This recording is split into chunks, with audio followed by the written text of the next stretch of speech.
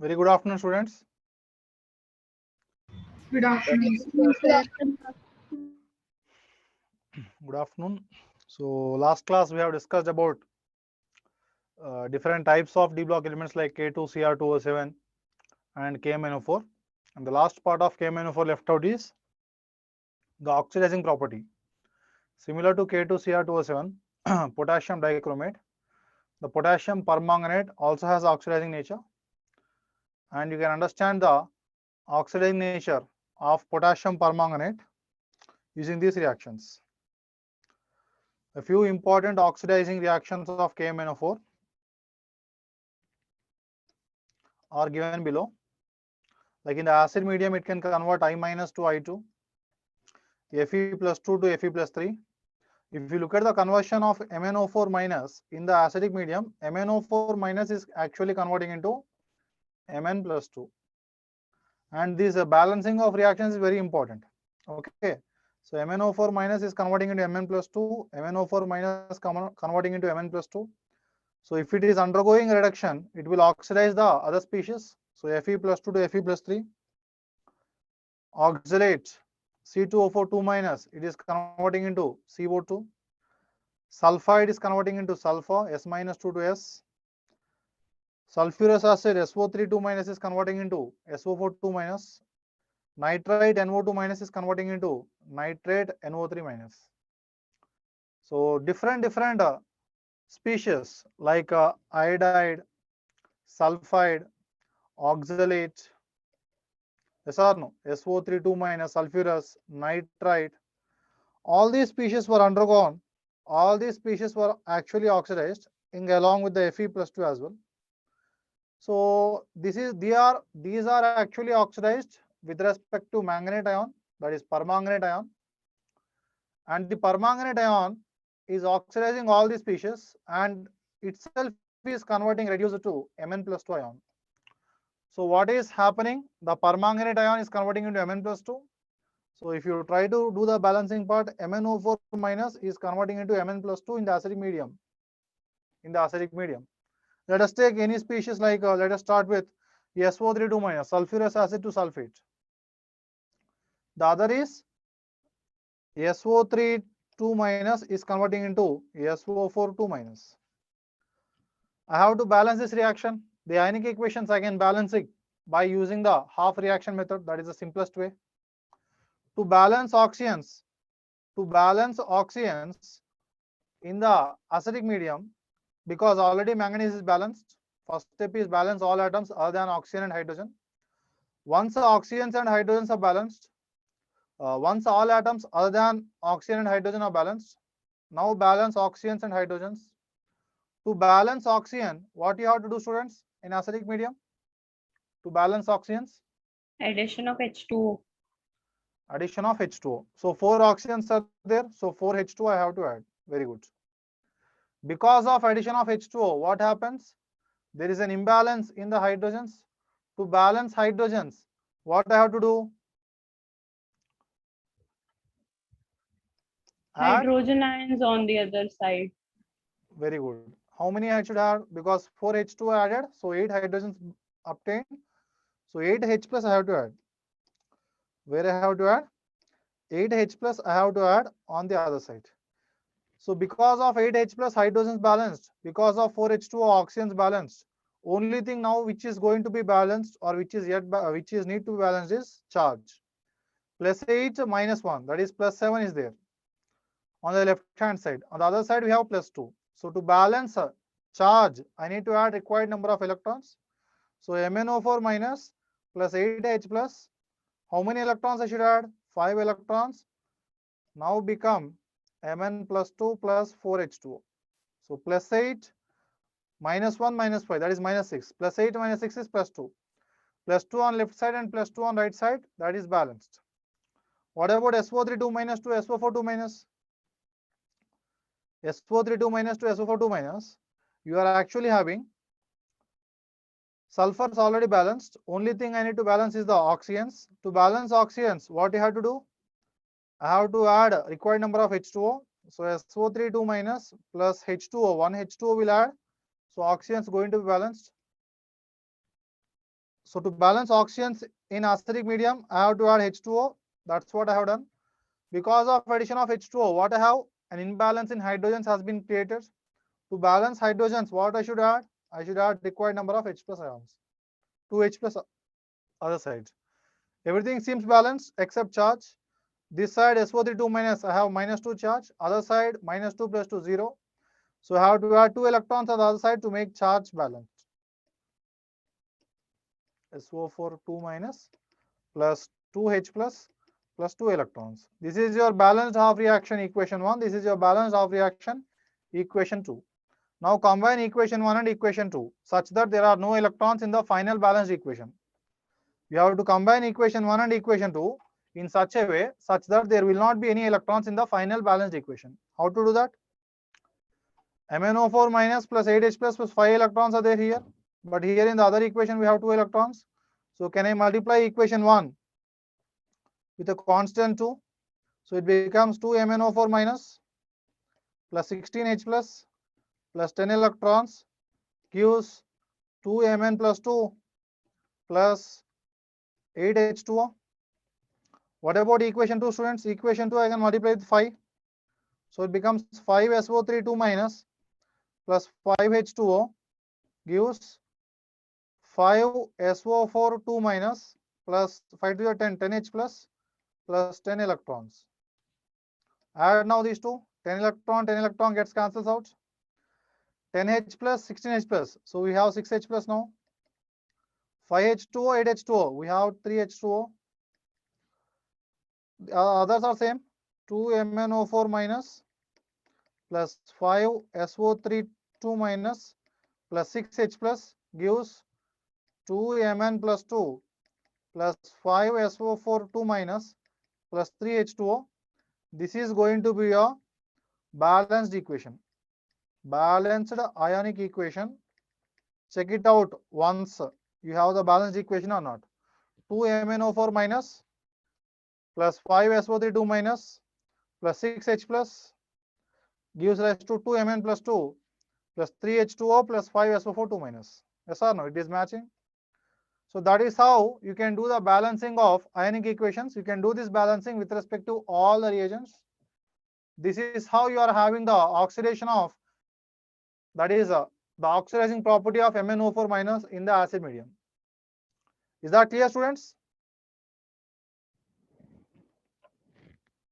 Yes or no? Yes, sir. Yes. Yes, sir. Yes, right. Very good. So we have just taken one example of SO3 2 minus and balanced this. Once you get the balanced equation, now you can conclude with the equivalency. Like 2 equivalents of permanganate ion is equivalent to 6 equivalents of H plus. So like that we can just apply the condition of equivalency and solve different questions of mole concept as well. Right. Similarly, let us do one balancing in the fairly alkaline medium. Like when do the first reaction itself. MnO4 minus is converting into MnO2 in the faintly alkalic or neutral medium. In the neutral or faintly alkaline medium, MnO4 minus is converting into MnO2 and it is oxidizing I minus. I minus is converting into IO3 minus. Now the question is, this is happening in the faintly alkaline medium, so it's not acidic, it's more like alkaline. In the alkaline medium, after the balancing of all atoms other than oxygen and hydrogens, to balance oxygens, what we should do in the alkaline medium? In the alkaline medium, in acidic Add medium, OH negative. Add very OH good. negative. Very good. Acidic medium, hydrogens means H plus, oxygens means H2O. Basic medium or slightly alkaline medium, to balance hydrogens you had H2O, to balance oxygens you had OH minus. So MnO4 minus gives rise to MnO2. Oxygens to balance I am going to add 2 OH minus here. Because of addition of 2 OH minus, I have an unbalance in the hydrogens. Now we have 2 OH minus. Can I add 1 H2O or 2 H2O? 1H2. You should never add 1 H2O. You should always add required number of H2O molecules. You don't need to think like, because in H2O we have 2 hydrogen atoms, so I can add one H2O, so hydrogens can be automatically. No. To balance hydrogens, add required number of H2O molecules. So what I have to add? I have to add 2 H2O first. Because of addition of 2 H2O, again oxygens are unbalanced or not? MnO4 minus 4 oxygens are there. 2 H2O, 2 more oxygens. 6 oxygens on the left hand side. 2 plus 2, that is 4 only on the right hand side. To balance oxygens again, I need to add 2 more OH minus. So ultimately what I have done? MnO4 minus plus 2 H2O gives rise to MnO2 plus 4 OH minus. You do not add single H2O, that will be leading to a lot of confusions, because you will be getting, if you add single H2O, you will get 4 plus 1, 5 OH minus. Like 5 oxygens are there. Here you have 2 oxygens and 2 more oxygens. So you will add 1 more OH minus, again 1 hydrogen extra.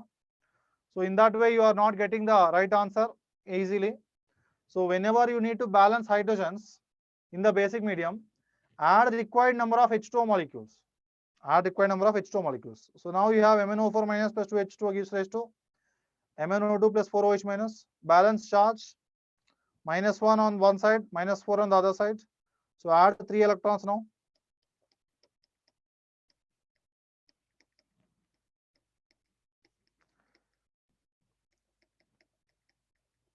So added 3 electrons. So minus 1, minus 3, that become minus 4. Minus 4 on the left hand side, minus 4 on the right hand side. Charge is going to be balanced. Now balance the I minus to IO3 minus. To balance oxygens, what I have to do? I have to add required number of OH minus. How many? 3 OH minus. I minus plus 3 OH minus gives rise to IO3 minus. Because of addition of oxygens, because of addition of OH minus, the oxygens are balanced. But now to balance hydrogens, I need to add required number of H2O. How many? 3 H2O. Because of addition of 3 H2O, again oxygens are not balanced. So I had to add again 3 more OH minus. So 6 OH minus. I minus plus 6 OH minus gives rise to IO3 minus plus 3 H2O. Look carefully. Iodine is balanced. Oxygen, 6 oxygens, 6 oxygens balanced. Hydrogens balanced. Only thing is charge. To balance charge, here minus 1, minus 6, minus 7 is there. Other side I have only minus 1. So I will add 6 electrons to the right hand side. I minus, this is your equation number 1. I minus plus 6 OH minus gives rise to IO3 minus plus 3 H2O plus 6 electrons. This is your equation number 2. So I have to use equations 1 and 2 and write the final equation. Equation 1 I can multiply with 2. Equation 1 into 2 gives MnO4 minus 2 times plus 4 H2O plus 6 electrons gives 2 MnO2 plus 8 OH minus. Equation 2, I'll simply write it down. That is multiplied with 1. I minus plus 6 OH minus gives IO3 minus plus 3 H2O plus 6 electrons. Ultimately, what you are adding, students? 6 electrons gets cancels out. 3 H2O, 4 H2O cancels out, and you have 1 H2O left out. 6 OH minus, 8 OH minus will cancels out, and you will have 2 OH minus left out in extra. So you have 2 MnO4 minus plus I minus plus H2O gives rise to 2 MnO2 plus IO3 minus plus 2 OH minus. Yes or no? This is going to be a complete balanced equation. So in the basic medium, you are having MnO4 minus. In the neutral or faintly alkaline medium, you have MnO4 minus converting into MnO2. This is how you have the balancing of equation, which explains the oxidizing property of your MnO2, MnO4 minus, that is a permanganate ion. Is that clear, students? Yes, sir. Yes, no, simple discussion. You have to be careful with the number of electrons added. If you are careful with the number of electrons added, then only you are going to get the balanced equations. Clear? Let us start with the, so this completes your discussion of D block, different properties we have discussed, and then we have seen the commercially important compounds. So let me change the PPT. Similarly, we can discuss about F block elements. And after the discussion of F block and D block, then only it is logical to start with your complex compounds and discuss how the complexes are formed. Yes or no?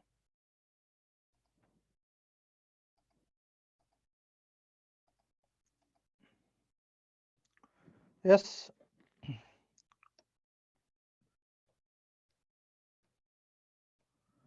So these F block elements belongs to which group, students? F block elements belongs to which group?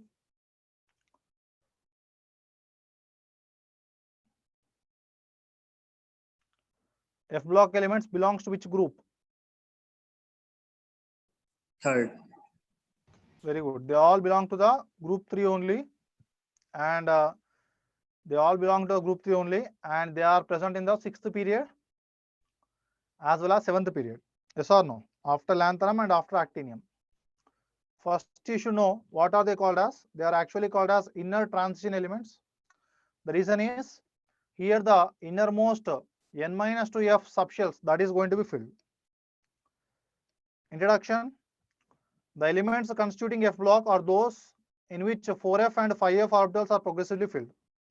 In the 6th period, you will be having 4f filled, which corresponds to lanthanides. 7th period, you will have 5f filled, which corresponds to actinides. The elements constituting the F block are those in which 4f subshell and 5f subshell orbitals, 4f subshell and 5f subshells are filled, or you can say 4f atomic orbitals and 5f atomic orbitals. We know in the 4f subshell we have 7 atomic orbitals. In the 5f also we have 7 more. Those f orbitals are actually filled. These elements are formal members of group 3. Of course, in the third group only we have, from which they have been taken out. Why? If you place it after the lanthanum and after the actinium directly in the group 3, what you are going to have is, you are going to have a complete disturbance in the structure of periodic table.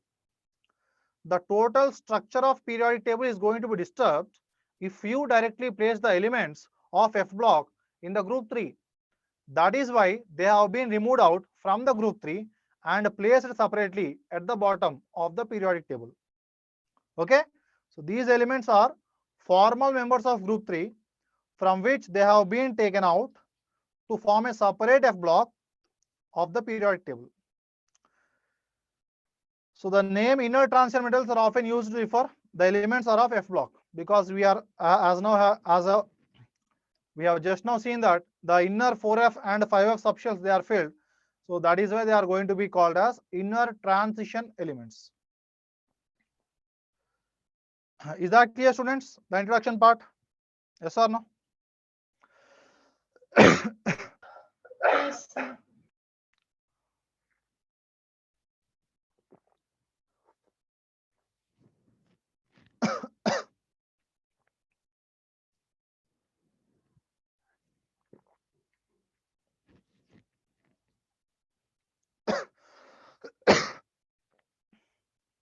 Okay, so that is your introduction part to the F block elements.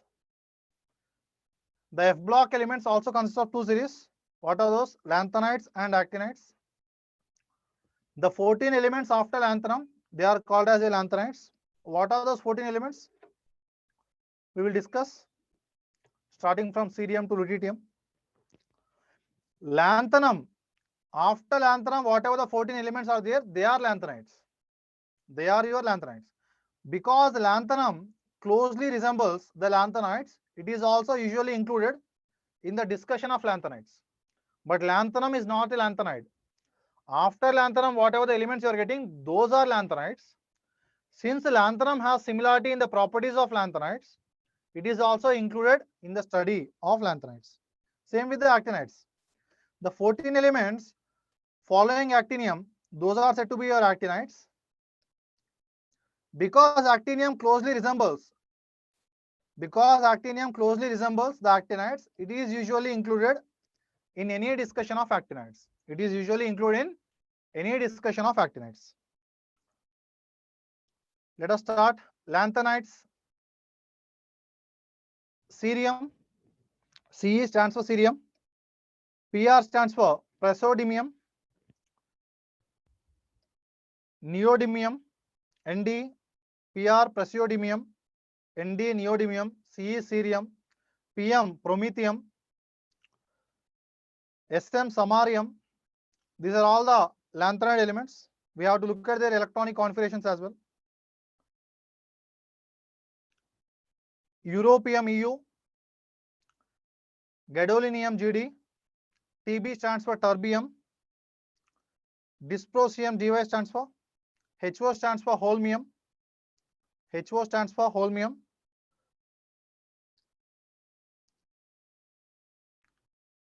ER stands for erbium, Tm stands for thulium, Yb stands for ytterbium, and Lu stands for lutetium.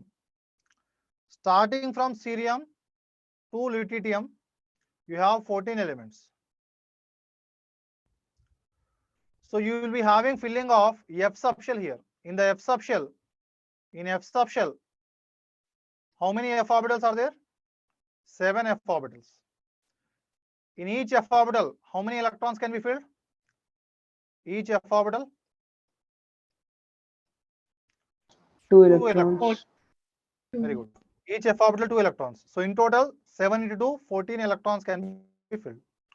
But can we ask a question, sir? All the 14 electrons are filled in the F orbital constructively, like F1, F2, F3, F4? No. No. There are some exceptions. Why, Faizan? Why?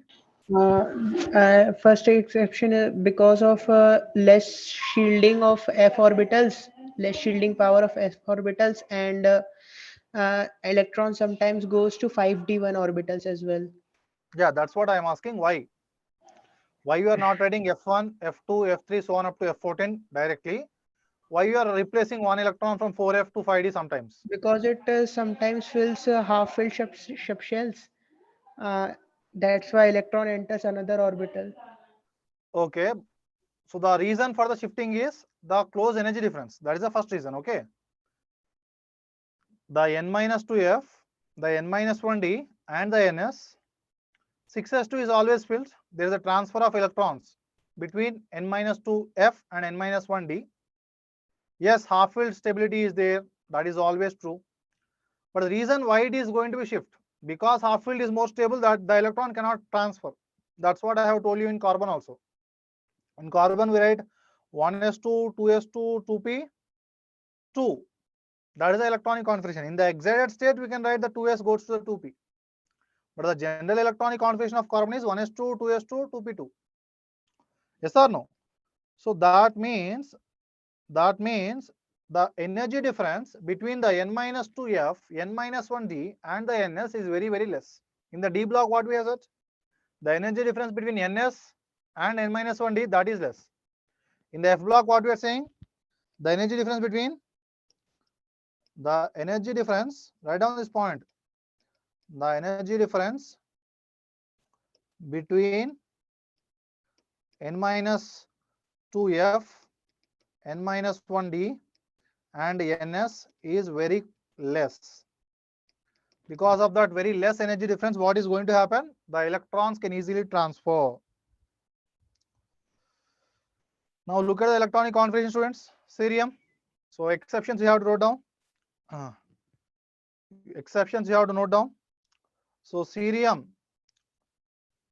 praseodymium, neodymium, promethium, samarium, europium, gadolinium. Just look at all the electronic configurations. Everywhere look at the 6s first. 6s, is there any difference in 6s or not? You just look at it first. From the cerium to lutetium. From the cerium to lutetium, is there any difference in the 6s? Everywhere we have 6s too. Okay. From the cerium to lutetium, everywhere the 6s is completely filled. Where is the difference you can see? You can see the difference. Like generally in cerium, you can have 4f continuously filling of 4f. But you have 5d filled where? 5d filled in cerium. 5d filled again where? 5d filled in gadolinium.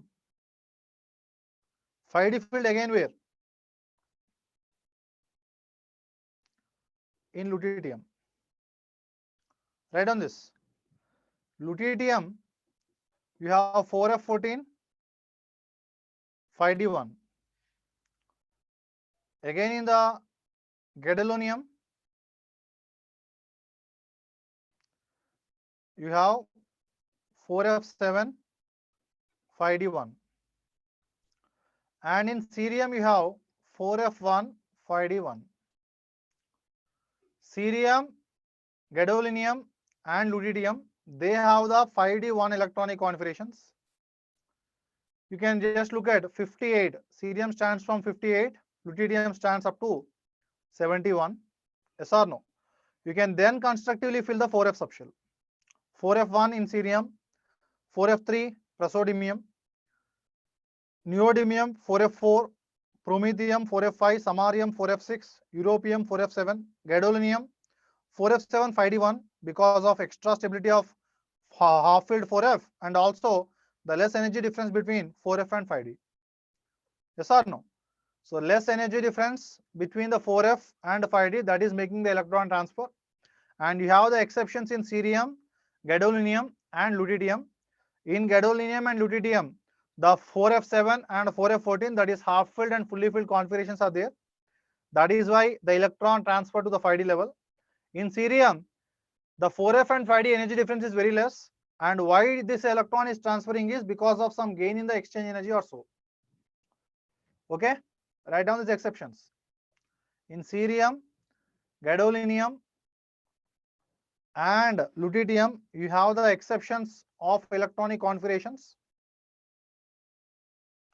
6s2 is always filled in all the lanthanides. 6s2 is completely filled.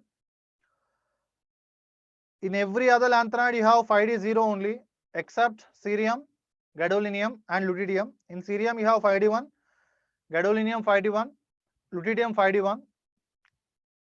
In cerium, you have 4f1. In gadolinium, you have 4f7. In lutetium, you have 4f14. Is that clear with the electronic configurations or not? These electronic configurations only decide a lot of things because it is these inner electrons, because it is these inner F subshell electrons which are going to be determining the sizes, which are going to be determining the type of reactions undergone by these lanthanides. So how these electronic configurations were written based on energy difference. So everything relates to atomic structure. Got it, students? Yes or no? Yes, sir. Yes, sir. Yes, very good.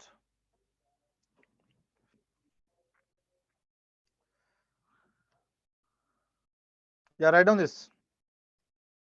It may be noted that atoms of these elements have electronic configuration with 6s2 common. 6s2 is common, but variable occupancy of 4f level. The irregularities in electronic configuration of lanthanides are related to the stabilities of F0, F7 and F14 occupancies of the 4f orbitals. Why irregular? Because of stabilities of F0, F17 and F14.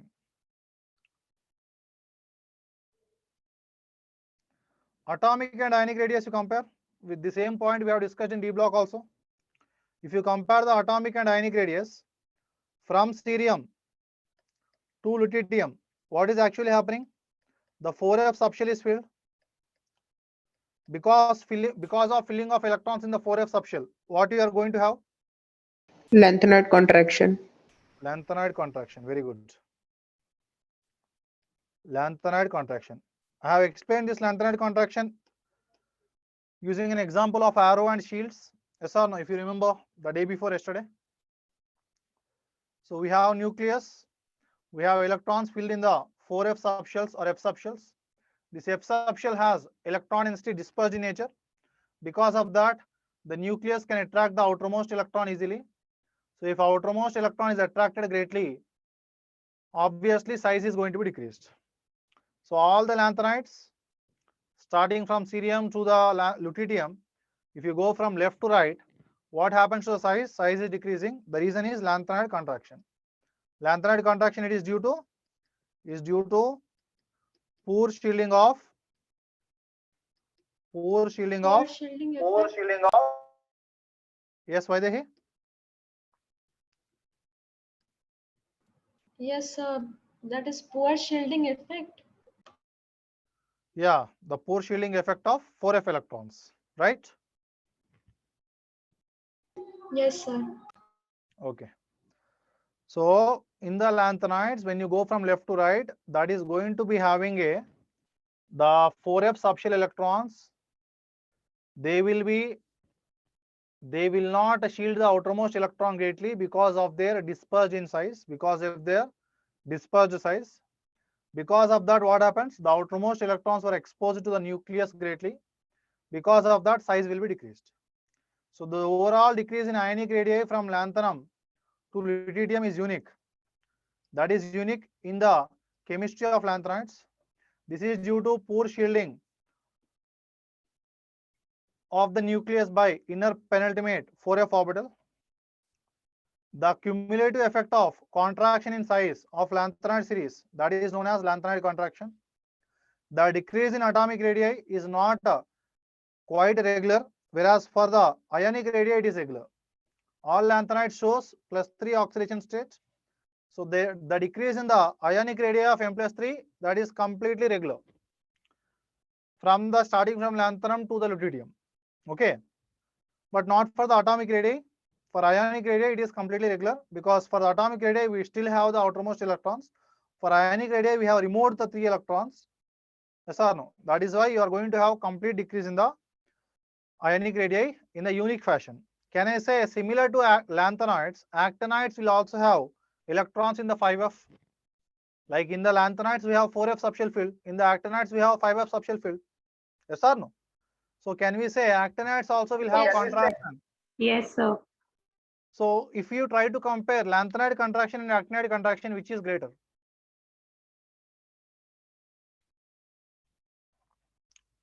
Simple logic. In the lanthanides, I have filling of electrons in the 4f subshell. If you take an actinide, I'll have filling of electrons in the 5f subshell. In the same way, if you argue, again nucleus is going to be attracting the outermost electron greatly. Why? 4f subshell will have poor shielding. Same thing is going to happen. The outermost electron is attracted. If the outermost electron is attracted, size decreases. That is said to be actinide contraction. When you compare lanthanide contraction and actinide contraction, where the contraction is high?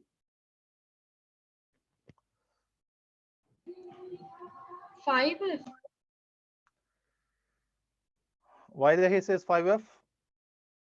Sir, actinides. 5F actinoids. Why? Reason is important, no? Sir, because of the distance. Because of the size of 4f and 5f. You have to compare 4f and 5f. 4f and 5f both are f orbitals, like 4f subshell, 5f subshell. In those 4f subshell we have f orbitals. 5f subshell also we have f orbitals. But if you look at the difference, which is larger in size, not talking about the distance of electron from the nucleus. I'm talking about the size of 4f and 5f. Those f orbitals. 5F. 5f is 5F. large, 5F. right? Very good. 4f and 5f, they have f orbitals. F orbitals are dispersed in space. Dispersed means spreading out. Electron density is spread out in space. 5f is larger in size. So spreading out of electron density is great in 5f or great in 4f? Larger size. 5F. 5F. 5f, no, because it is larger. It is the electron density is spread in a greater region now. Earlier electron density is spread in a small region. So if the spreading is greater in 5f, so what happens to the shielding or nucleus is going to attract the outermost electron greatly because there are very large number of points where there is no electron density through which the nucleus can attract the outermost electron. Since the size of 5f is greater when compared to 4f, they will be experiencing even less shielding. The 5f subshell is going to be experiencing poor shielding when compared to 4f also. That is why the actinide contraction is greater when compared to lanthanide contraction. We will discuss the same point again in actinides, but I have just given an idea. Okay. So this is your ionic radii. If you take the ionic radii versus atomic number, so if you increase the atomic number and look at the ionic radii due to lanthanide contraction for all the m+3 ions, what happens? The regular decrease in size has been seen. That is what they are saying. For m+3, for m+3 lanthanides, lanthanide ions, there is a regular decrease in size. There is a regular decrease in size, right? And +3 is the most common and most stable oxidation state of lanthanides. And there are some elements which can exist +4 states, +2 states. We will discuss all those in the oxidation states. Consequences of lanthanide contraction. Small size difference between the size of 4D and 5D series of transition elements. What do you mean by this? 4D means what? 4D means which period?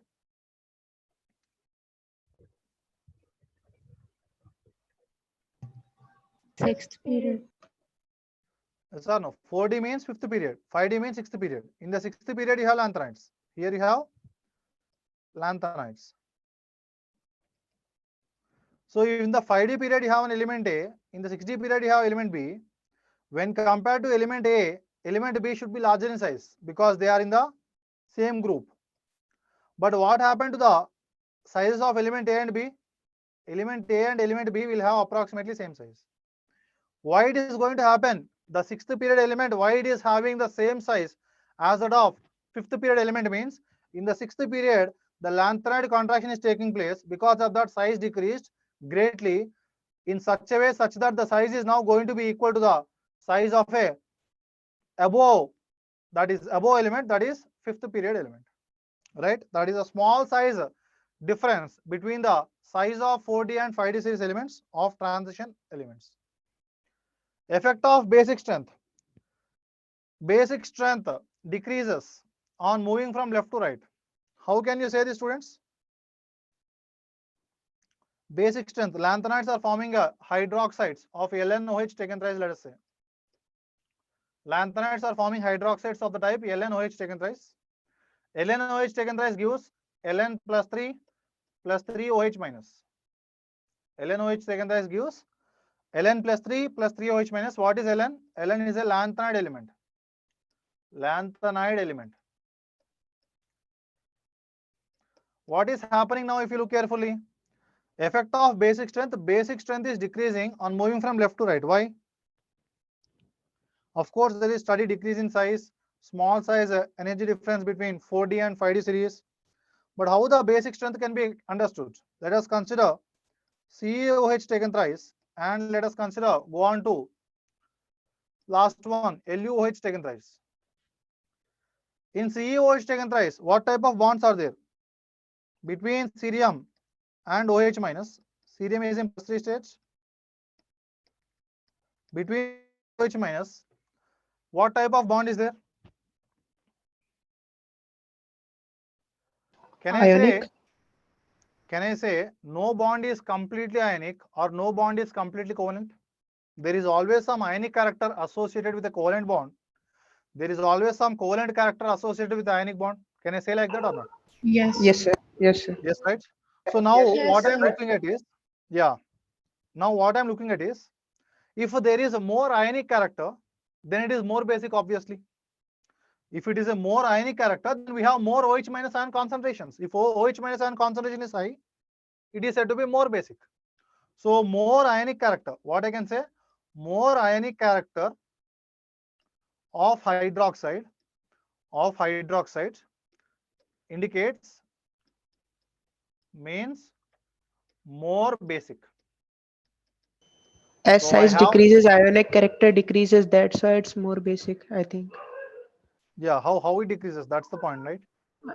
Due to lanthanide contraction, size decreases on moving left to right in a period. In length. Okay, size decrease means what happened to the basic character? Basic character increases according to Fajan's rule as it will attract more electrons towards itself. Very good, very good. Fazan's rules comes into picture, that's what. Yes, sir. Poisson's rule. What does Poisson's rule says? Poisson's rule says Higher. Not every ionic bond is ionic and covalent is covalent. And character as well. so. Poisson's rule says about the ionic character in covalent bonds or covalent character in ionic bonds. Poisson's rule says. Poisson's rule comments on the covalent character in ionic bonds or ionic character in covalent bonds. Covalent character and Covalent ionic bonds. character ionic bonds. Very good. Covalent character in ionic bonds. Very good. So this covalent character, if you try to look at students, you have a cation, Mn plus ion, you have an anion. For the cation, you have to look at the charge density. Charge density greater, charge density is equals to charge by volume. Charge by volume. If you have greater charge density, you will be having what happens? The OH minus electron density is going to be shared greatly. If we have greater charge density, the OH minus ion electron density is shared greatly. So greater charge density means obviously greater will be the covalent character. So small size cation will have greater covalent character. Now look at which is small in size, Ce plus 3 to Lu plus 3. So from left to right, Lu plus 3 is, or you can say size is decreasing. Yes or no? Write down this point, very important. From left to right, size is decreasing. Same reason, Lanthanide contraction. So if size is decreasing, what happens to charge density? Charge density is charge by volume. Charge is same or not? For all the ions, for all the lanthanide ions, charge is plus 3, plus 3, plus 3. Charge is same. So only thing is volume. So size is decreasing means volume decreasing. Volume decreasing means what happened to charge density? Charge density will be increasing. So size is decreasing means charge density increasing. Charge density increasing means what happens to covalent character? Covalent character increasing. So size is decreasing. So charge density increases. So covalent character increases. If covalent character is increasing, I can say LuOH taken thrice is more covalent in nature. That means it is less ionic in nature. So I can say, so ionic character is decreasing. Yes or no? Because covalent character is increasing, the ionic character should be decreasing. If ionic character is decreasing, basic nature will be decreasing. Understood now, students? Same logics, same Poisson's rules we have applied. We have just looked at where the covalent character is high with respect to the cation. For the same charged cations, if the charge density is higher, we should be having higher polarization. The electron density is shared more. If electron density is shared more, obviously more will be the covalent character. If covalent character is more, the ionic character will be less. If ionic character is less, basic nature is less because OH minus ions are less. So that is why basic strength decreases on moving left to right. Is that clear, students? Yes, sir. Yes, very good.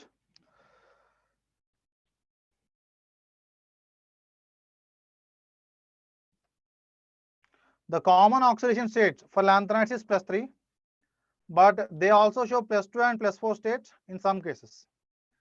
Cerium, the first element shows plus 4 and plus 3. But again, the plus 4 state has a tendency to go into plus 3.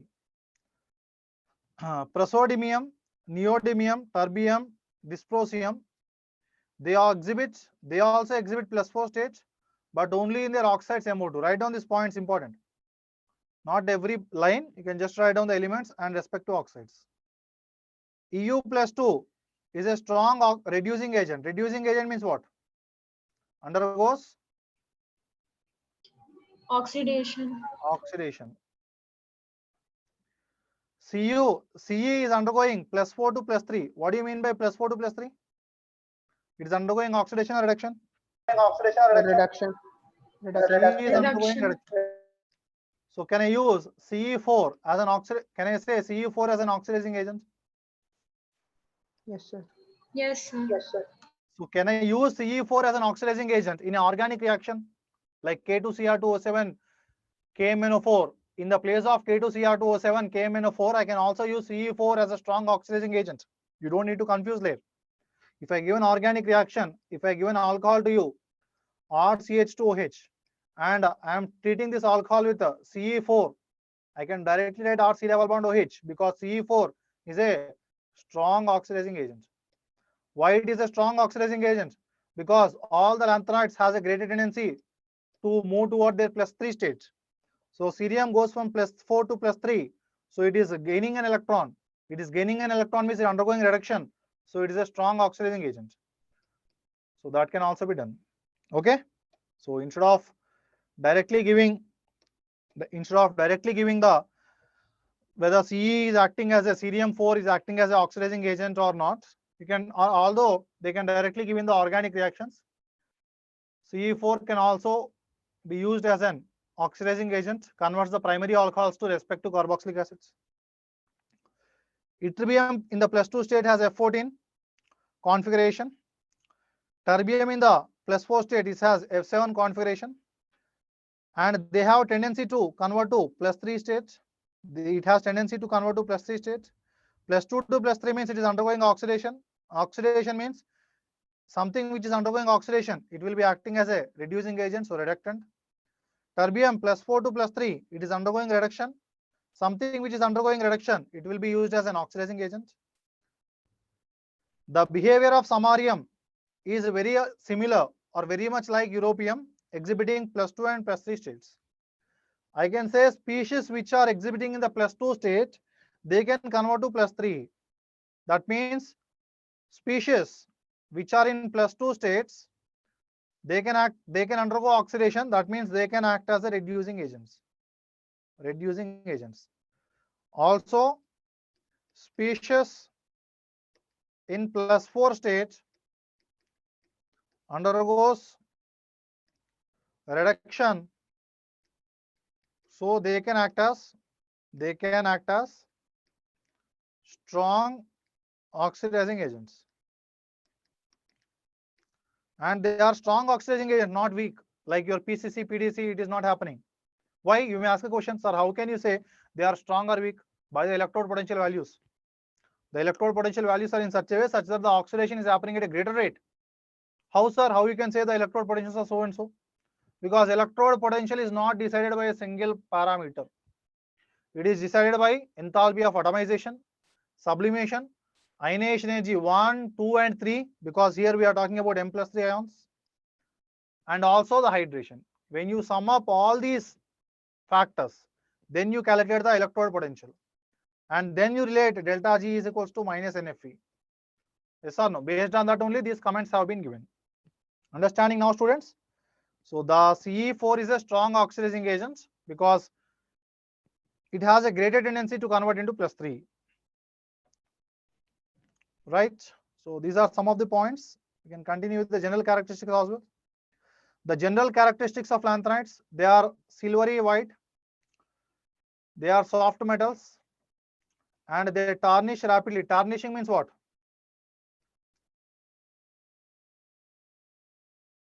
Tarnishing means turns black in color. In the air, they can tarnish rapidly, turns black. They are soft metals. They are silvery white. Typical metallic structures. The metallic structures are very typical. So we do not discuss about the crystal lattice structures of lanthanides or actinides. They are good conductors of heat. If they are good conductors of heat, heat transfer is possible. Good conductors of electricity. Because of free electrons, they can conduct the electricity, they can conduct the heat. They have typical metallic structures. They tarnish rapidly in air. They are soft metals. They are silvery white in nature. Many trivalent lanthanides are colored both in solid state or in aqueous solution. And how we can explain the color of D block element? D block element color, how we can say? Due to DD transition. DD transition. DD transitions. Very good. D block elements can show DD transition similar to that of F block elements show FF transitions or not?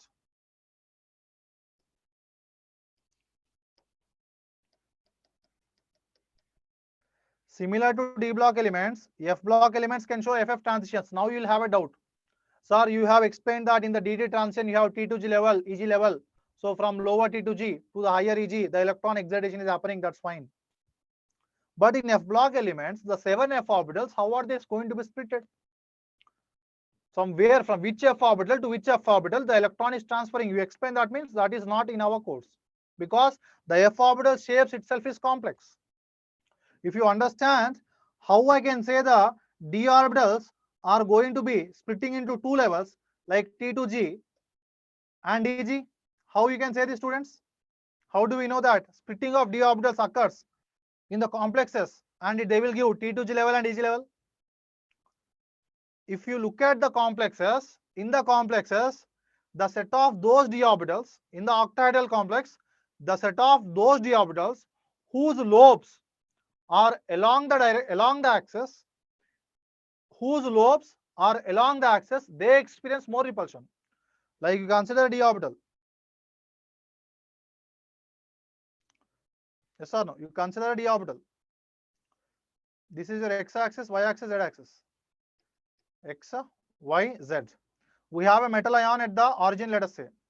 We are getting ligands in the x direction, minus x direction, y direction, minus y direction,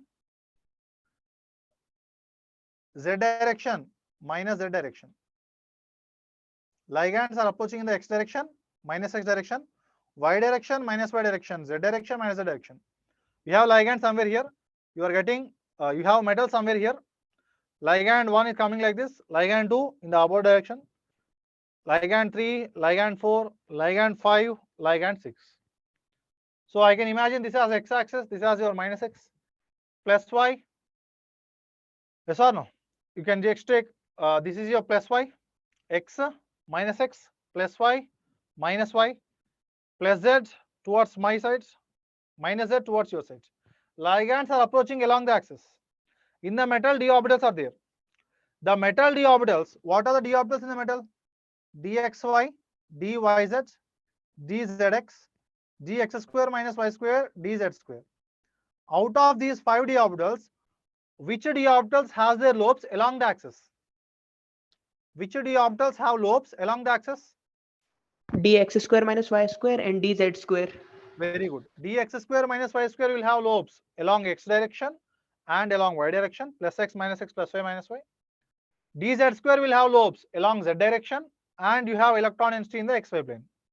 So dx square minus y square, dz square, they have their lobes along the x-axis or along the axis. Now ligands are approaching along the axis. So which d orbitals will experience more repulsion now? The d orbitals whose lobes are along the axis, they will experience EG. more repulsion from the ligands. So which d orbitals, Faizan? EG. I said EG, Yeah. dx square minus y square and dx dz. square minus y square and dz square.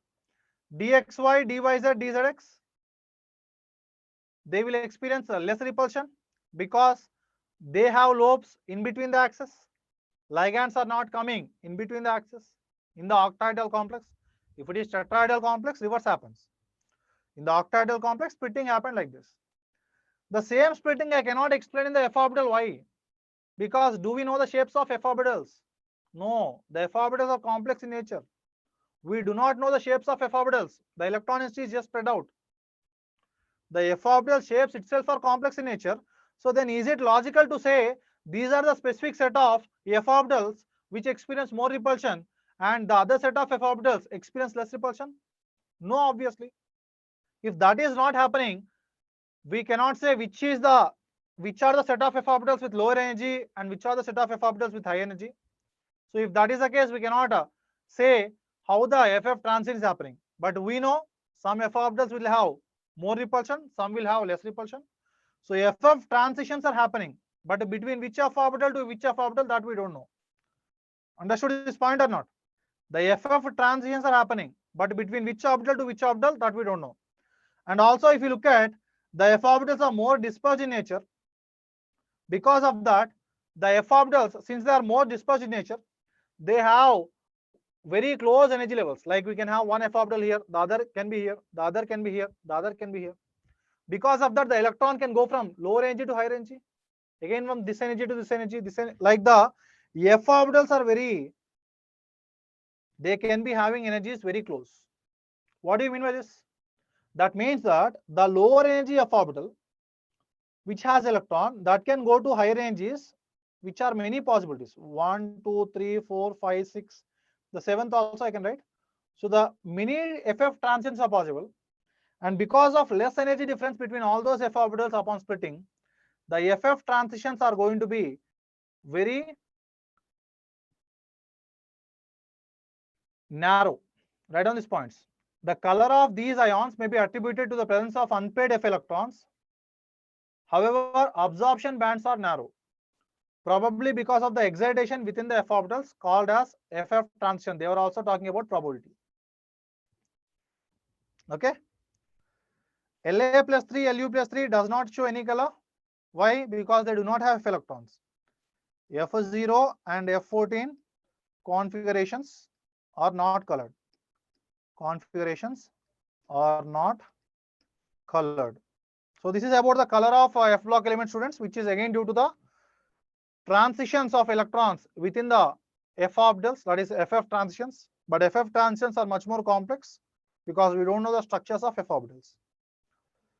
The lanthanide ions other than F0 type, that is La plus 3 and Ce plus 4 and F14 type, if you have F0 or F14, you do not have an unpaired electron. If we have an unpaired electron, then only we can talk about magnetic moment, spin only magnetic moment. The lanthanide ions other than F0 and F14, all of them are paramagnetic in nature. And if you look at the paramagnetic nature, the paramagnetism rises to maximum in neodymium. The paramagnetism will be high when we have highest number of unpaired electrons or not. Where do we have the highest number of unpaired electrons? If you look at the electronic configurations, where do we have the highest number of unpaired electrons? Neodymium they are saying, but here we have how many unpaired electrons? 4. Promethium, samarium, europium, gadolinium. You look at this europium and gadolinium. 4f7, 4f7. Where we have highest number of unpaired electrons? Look at these students. They were saying that the paramagnetism rises to the maximum. The paramagnetism rises to the maximum in neodymium. But in neodymium, how many unpaired electrons do we have? 4. 4. But in europium and gadolinium, how many unpaired electrons we have? 7. 7. So logically, we should have more paramagnetic nature. Europium and gadolinium. But why is this so?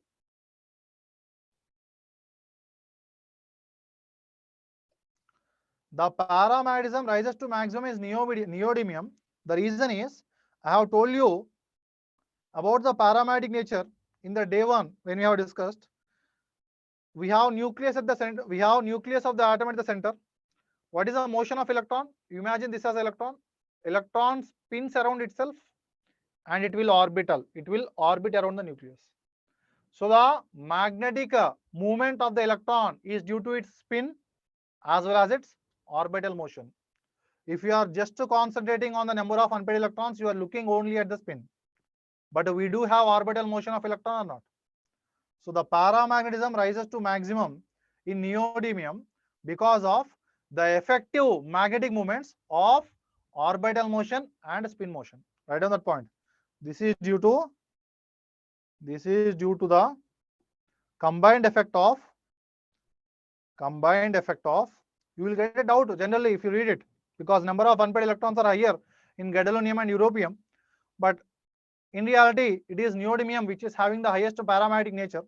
The reason is this is due to the combined effect of orbital motion and spin motion of electrons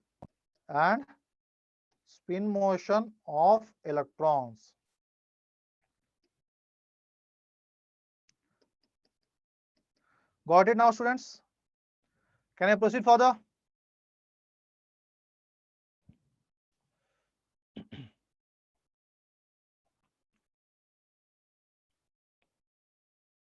Yes or no?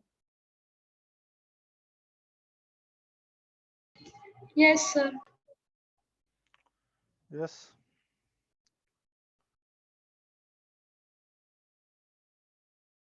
Compounds having configurations of 4Fn exhibit similar color with the elements having configuration 4F14 minus n. 4Fn 14 minus n. Why they exhibit similar color? Because of similar number of unpaired electrons.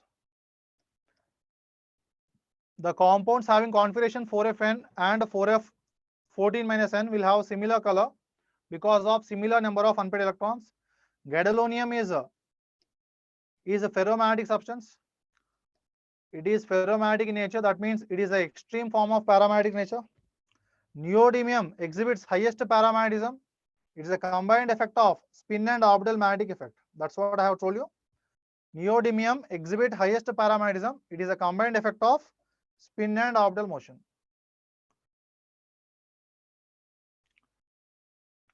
Write down these all of you. The chemical properties. Until now we have discussed different properties of lanthanides and how do they react now. The lanthanide element, it will react with acids to release H2 gas. The lanthanide can react with halogens to form LNX3. It can react with water to form hydroxides of the type LNOH taken thrice and release H2 gas. It can react with carbon at 273 Kelvin to form LnC2. It can react with nitrogen in the presence of high temperature to form lanthanide nitride, LNN. Like here, lanthanide should be in the +3 state. It can react with sulfur to form Ln2S3. It can react with sulfur to form Ln2S3. It can be react with oxygen or burns in the presence of oxygen to form Ln2O3. Most important is it reacts with the acids to release out the H2 gas. It forms halogens of the type LNX3, oxides of the type LNOH taken thrice, hydroxides of the type LNOH taken thrice, oxides of the type Ln2O3, sulfides Ln2S3, nitride LNN, carbide LnC2. These are the different reactions, different sets of reactions, different types of reactions shown by lanthanide elements, lanthanide metals. Different types of reactions shown by lanthanide metals with the acids, with halogens, with water, with oxygen, with sulfur, with nitrogen, with carbon. With all these substances, they are going to be forming different species. And their reactions are much more complex because they are having the inner 4F electrons. That is why they have much more complexity.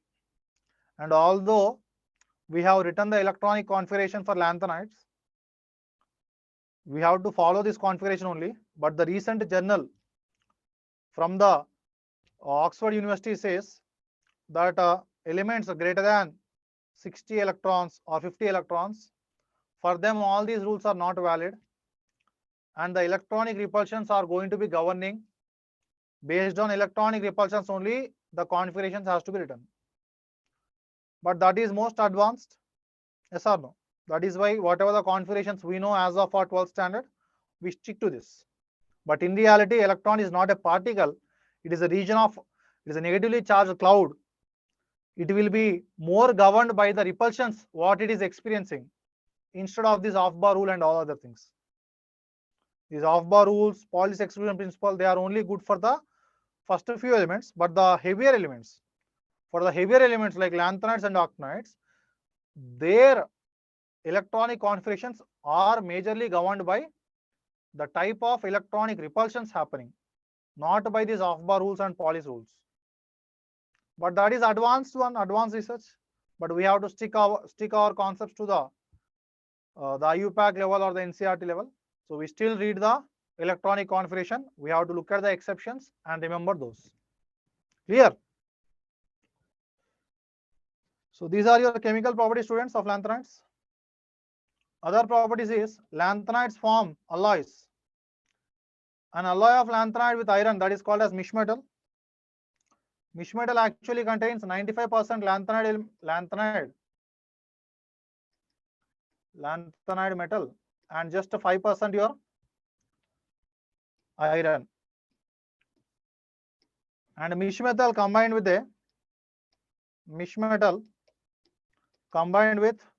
magnesium based alloy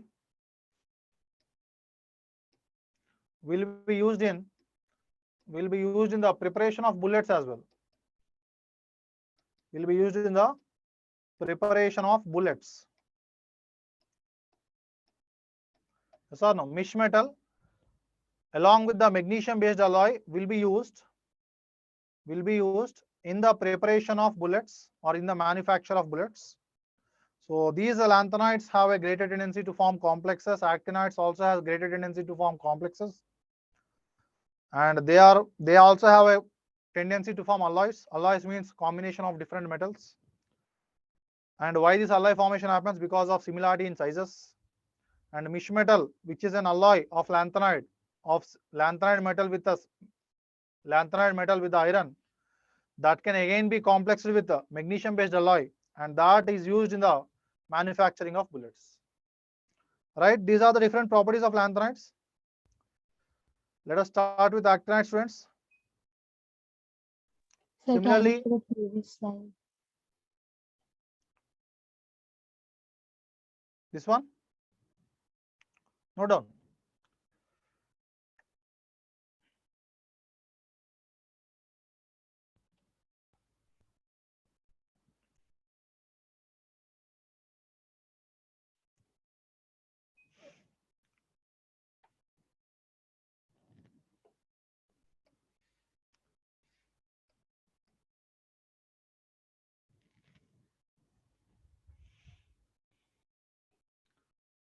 Done, sir. Done.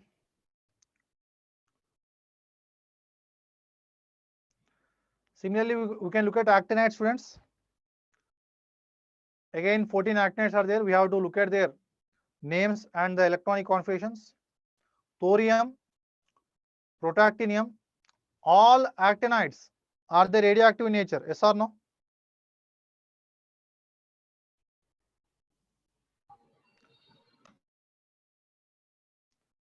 Yes or no? All actinides are radioactive in nature. Is that Yes, sir. statement true? Yes, sir. What about Yes, lanthanides? sir. Yes, very good. Promethium only is Yes, radioactive. we are right on that here. Only promethium is radioactive in lanthanides, whereas all actinides are radioactive in nature. And why they are radioactive, students?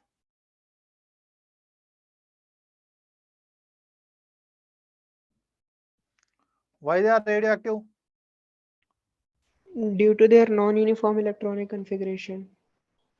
Due to the instability of nucleus. Okay, radioactivity means the nucleus of those Unstable nucleus. because of unstable nucleus, they will undergo decay into generating more stable nucleus. This can be happening by the loss of beta particles or neutrons or gamma rays. Many things can happen, and because of that, you will be having the generation of most stable nucleus. And the stability of nucleus you can decide based on the number of protons. So let us look at thorium, protactinium, uranium, neptunium, plutonium. All these are the elements of lanthanides. Americium, curium, Cm, berkelium, californium, einsteinium. So you have some of the names of scientists as well.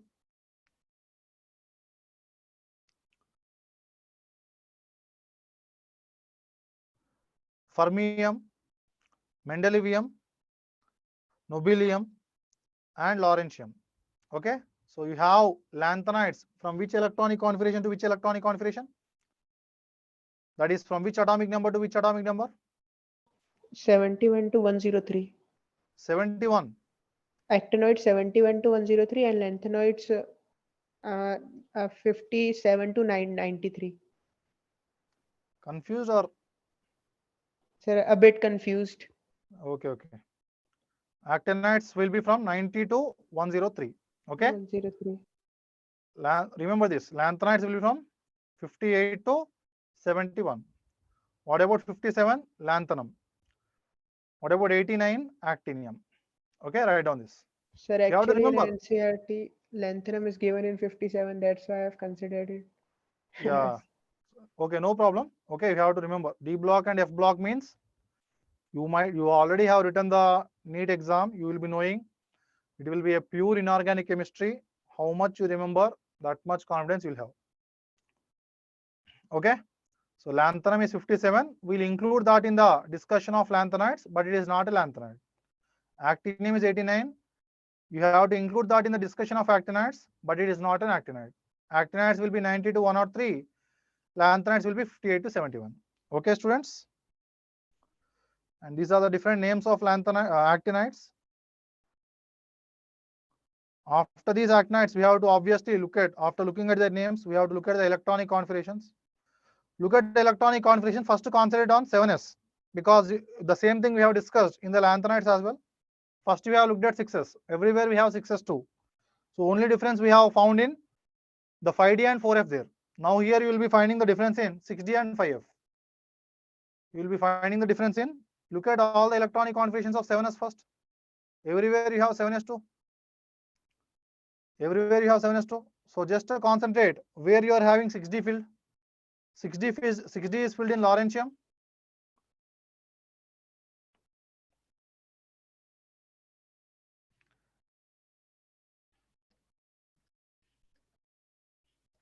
Write down this. Protactinium, uranium, neptunium will have 6D, 6D1.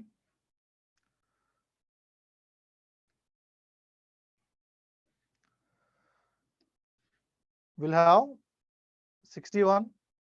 Plutonium, americium, curium. Curium again has 61. So you have to, based on 61, like 90 to 103 you are filling, right? There's only discrepancy in the 5F and 6D. Obviously 5F, 6D and 7S has very less energy difference. Very less energy difference. Okay, so the electron transfer is happening, but where it is happening, that you have to remember. Protactinium, uranium, neptunium, curium, and you have exception in the lawrencium. Is that clear, students? And the reasons are exchange energies, stable configurations, stable electronic configurations, and exchange energies. Stable electronic configurations and exchange energies. Due to these reasons, you are going to have the, due to these reasons, the exceptions in electronic configurations are present. The exceptions in electronic configurations are available.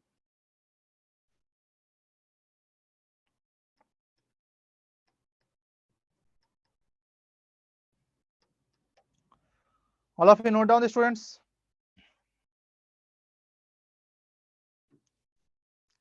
Due to these reasons, the exceptions in the electronic configurations are available. All of you note it down.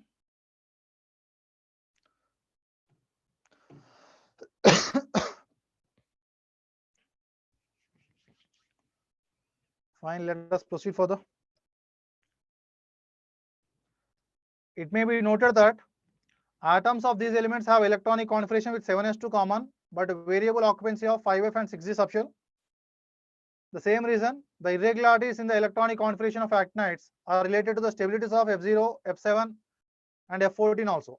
F14 occupancies of the 5f orbitals. Earlier we have looked at the F0, F7, F14 of 4f orbitals, like 4f subshell orbitals. Now we have the irregularities in the 5f subshell orbitals.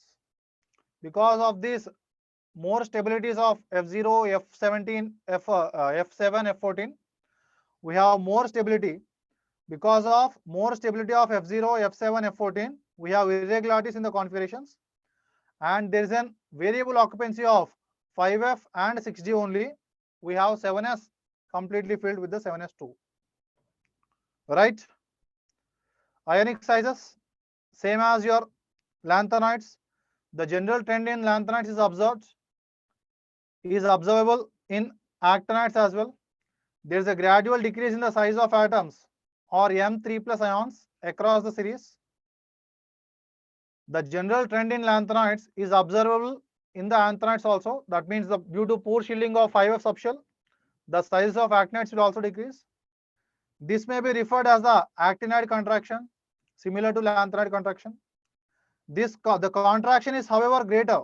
That's what I have told you. Is greater from element to element in this series, resulting from poor shielding by 5F electrons. Why? Why the 5F has even poor shielding? Because of More spreading. large size of 5F orbitals compared to 4F orbitals, right? Very good.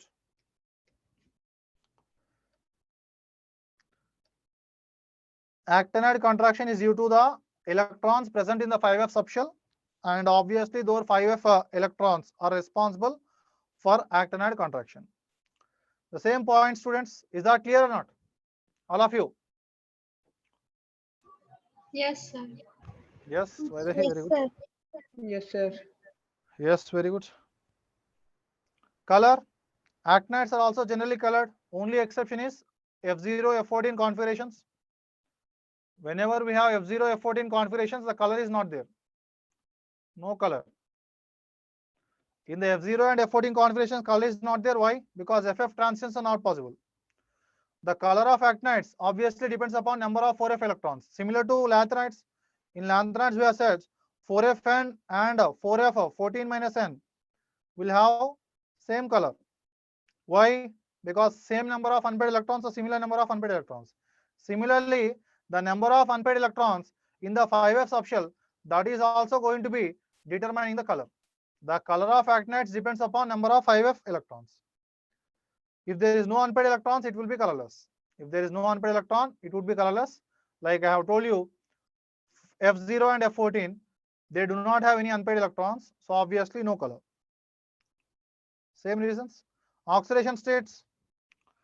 The most common oxidation state is +3, similar to the of lanthanides, but they again show +4, +5, and +6 oxidation states in certain elements. Actinides have stronger tendency towards complex formation. Why? Oxidation states they will be showing mostly +3 states, and they can also show +4, +5, +6 states in certain elements, and they have a greater tendency to form complexes when compared to lanthanides. Why? Because the actinide contraction. Yes. Due to vacant orbitals present, I think. Okay, vacant orbitals are also present in the 5F, right? Like 4F, 5D. Yes, sir. Yes, sir. They are not. Okay. So reason is greater actinide contraction. Because of greater actinide contraction, what you are having, the charge density would be increasing or not? Because size is Yes, decreasing. sir. So charge density is increasing. Charge density increasing means what? It can attract the ligand electrons easily. So complex formation will be easy. But we cannot study those complexes. Why? Because the actinides itself are radioactive in nature. Radioactive means they can have a half-life. Like if I take 1 kg of actinide and kept it here, some lanthanides even have a half-life of 3 minutes. That means if I come after some 3 minutes, it will become half kg. So it's of no use to study the chemical activity of radioactive elements. And in the process of radioactivity, a lot of energy is released. That is why they are used in the nuclear weapons as well. Very dangerous. Okay, they have a greater tendency to form complexes, but we cannot study the chemistry of such complexes. We cannot study the chemistry of actinides and their complexes due to radioactivity. Complexes due to radioactivity. Right? Why they are radioactive? Just now we have discussed the nucleus is unstable. All actinides are radioactive, while lanthanides are non-radioactive except promethium. In lanthanides, promethium is radioactive. radioactivity is due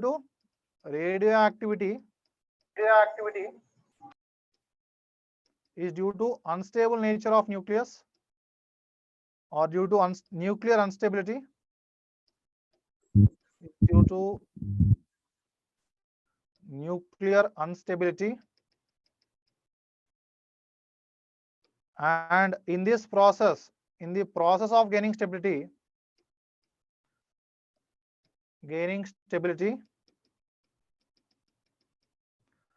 beta particles, alpha particles, gamma rays, neutrinos can be emitted. Okay, the details, how the emission is going to happen, how the beta particle, alpha particle, gamma ray, neutrinos are emitted, that you will study in the physics. Okay, and if we look Sir, at, in we will one book discuss. there is, sir, in one book there is given also entry neutrinos. What are these? So they are also Entry subatomic neutrinos. particles. Yeah, their chemistry is much more complex. We'll discuss that in chemical kinetics if especially required. Okay. Okay, sir.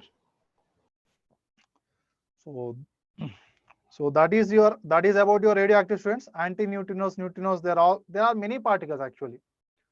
Subatomic particles you study like electrons, protons, and neutrons only. But there are lots of subatomic particles.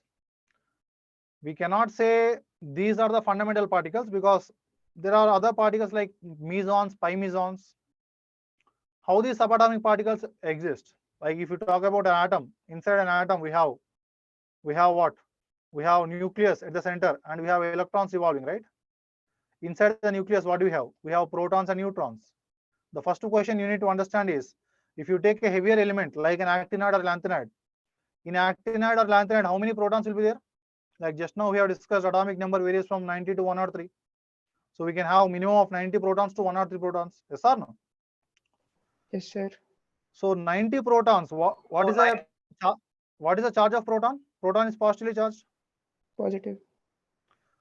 And what is the size of nucleus when compared to size of atom?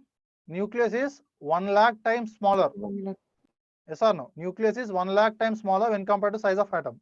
So nucleus is very small in size. So in that very small size, we have a lot of protons kept. And along with the protons, we do have neutrons also. Neutrons are not having any charge. That's why I have not taken into account. How you can say that all those protons present in such a small size, they are going to be stable? Because if you look at the Coulombic force, from the Coulomb's law, what you can say, the force of attraction or repulsion between two charged particles, that is directly proportional to Q1, Q2 by R square. R square. So protons are positively charged only. So Q1 and Q2 are both are positive. Distance Yeah, is they what? will be Very less. repelling. Yes. They will repel, no. So because they will repel very high, because the force is between two same charged particles and the distance between the two charged particles is very less, because the nucleus is small charge. Nucleus is having very small size. Then why or how we can say nucleus is stable? Because inside a nucleus, you consider any atom, whatever the force you are dealing with here is the electrostatic force of attraction or repulsion. But in reality, whenever the particles are present at very small distances, the other force comes into picture, nuclear force of attraction. Inside the nucleus, we should not consider the repulsions between the protons. The protons and neutrons are present at a very small distance. There exists a strong nuclear force inside the nucleus. What exists? Strong nuclear force. Because of that strong nuclear force, nucleus is stable. Because of that strong nuclear force, nucleus is stable. And because of the presence of subatomic particles like protons and neutrons at a very small distances, these protons and neutrons will combine to lead to the formation of pi mesons. That is the different subatomic particles. Higgs bosons, fermions, many subatomic particles are there. Okay, all that is of high standard, not in your 12th standard level. So whatever is required, we'll study. Clear, Faizan? Yes, sir. Thank you. Okay, fine. So write down this. Color of F block elements is again due to FF transitions. Compounds having configuration of 4FN exhibit similar color having 4F with elements having electrons Electronic configuration of 4F, 14 minus N. Gadolinium is ferromagnetic substance. Neodymium exhibits highest paramagnetism. It is a combined effect of spin and orbital magnetic effect. Mish metal is an alloy of lanthanides, mainly cerium and iron. Majorly, lanthanides will be 95%, iron is just 5%. Write down this. These are the different, the same points which we have discussed in F block. They have summarized most important points. Most important points of F block elements.